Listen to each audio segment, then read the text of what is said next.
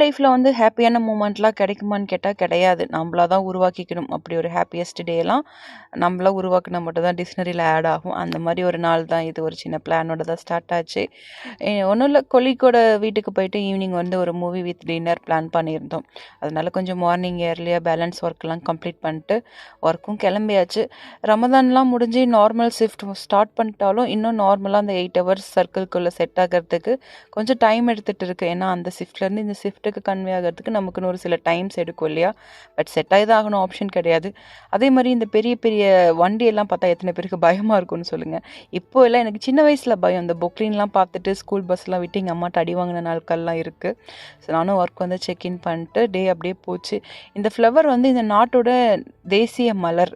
அதாவது இதை எதுக்காக எல்லாரும் இப்போ பின் பண்ணியிருக்கோன்னா, இப்போ இந்த வார்லாம் நடந்துட்டு இருக்கு இல்லையா? அதுக்காக இந்த கவர்மெண்ட்டுக்கும் இந்த நாட்டுக்கும் நாங்கள் சப்போர்ட் பண்ணுறோன்றத வந்து வெளிப்படுத்துகிற விதமாக இதை வந்து எல்லாரும் பின் பண்ணியிருக்காங்க.